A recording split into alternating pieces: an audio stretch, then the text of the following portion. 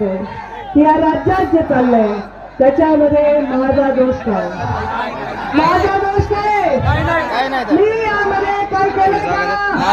मी कोणत्या मराठा आरक्षणाला विरोध केलाय का? मी कुणाला घातलंय का? मी मागासलेल्या समाजात जन्म घेतला, हा माझा